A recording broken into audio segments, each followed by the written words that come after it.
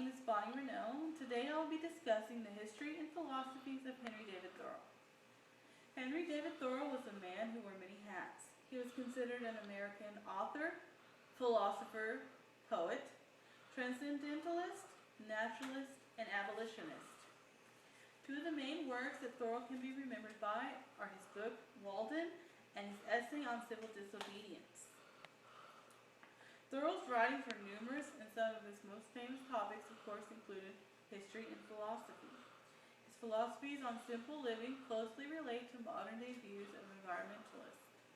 Thoreau delivered speeches promoting the ending of slavery throughout his lifetime, and some saw his opposition of government so outrageous they considered it to be anarchy.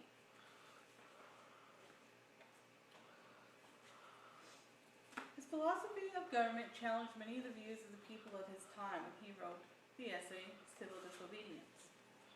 One of the most famous quotes Thoreau can be remembered by is that government is best which governs not at all. He believed that a government was a tradition, not a necessity. He believed that the government did not keep a country safe, nor did it educate, and it didn't have any business hampering the trade. Thoreau also thought that government would diminish when men were ready for it to. As we can now see in this day and age that did not happen, the government has probably increased more than diminished. He also thought the people would be able to accomplish more without government interference.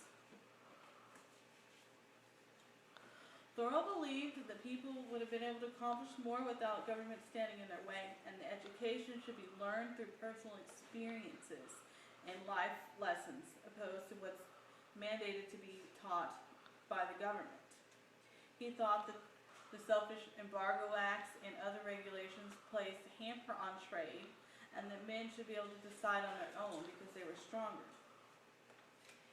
He thought the power should reside within the people because the people were greater than just a majority rule in Congress, which usually was the deciding factor in many things that happened in America. Thoreau also thought that if politicians were judged by the effects of their actions opposed to their intentions, that they would have been tried for atrocious crimes. Oftentimes politicians seem to make a mess out of things and do more harm than good because they don't see through the good of the entire country. They only see the small picture. Thoreau believed that you should look outside of the box and look longer down the road, and that ultimately these decisions should come from the people, not just from a small body considered to be a majority. He also thought that the majority rule was not justice, and that people should decide right from wrong, not politicians. Everyone has their own free will and morals, and they should use them more accordingly, not just be told what to do. People are much stronger than just the majority rule and should be treated as such. Thoreau was often quoted for wondering when conscience should determine right or wrong, or when conscience should come into play. This holds true with his abolition theories.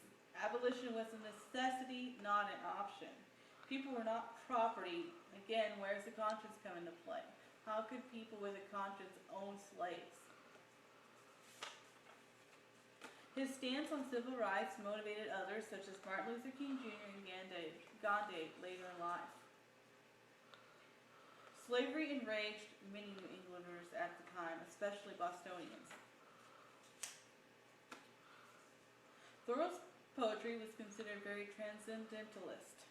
A transcendentalist can be described as a generation of well-educated New Englanders, especially Bostonians, before the Civil War. Once the Civil War had taken place, the country had become so divided as a nation. Transcendentalists wrote in a unique body of American literature that stands apart from many others today, still studied today. They also believed that literature should be free of British rule. Because of the new American Revolution and all of the other breaking away from English tradition, many transcendentalist poets and writers of the time believed that the literature should become free of British rule as well. Transcendentalists were known as a generation who had a tough time defining religion and spiritualism, but thought it was their duty and struggled to do so. Their Philosophy is evident in writing about nature and the conduct of life. Thoreau believes that an interpretation of nature should tell us how to live, not other people. Each person must experience things for themselves. Although many of Thoreau's peers were not impressed at the time, his work is now famous. It is considered the basis for moral theory and environmentalism. He was one of the earliest known environmentalists. Thoreau hoped to gain better understanding of how society functions through self-reflection.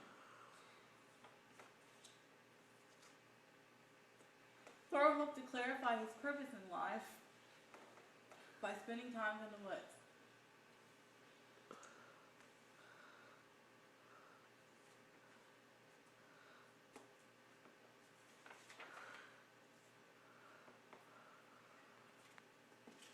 Thoreau hoped to gain a better understanding of how society functioned through self-exploration and reflection. Thoreau wished to experiment with what would have happened upon leaving behind the luxuries of life. Interestingly enough, in Walden, Thoreau advises against reading too much literature because life should be experienced by each individual, not by just reading and writing. Thoreau's time in the woods allowed him to expand on his naturalist views, and some considered his writing like a Bible for those wishing to live in harmony with nature. Henry David Thoreau was an intellectual mastermind, and his philosophy on politics, spirituality, and morals are still referenced today. His poems, essays, and books not only leave behind his legacy, but a clear understanding for the necessity for individuals to find their own purpose in life. Done?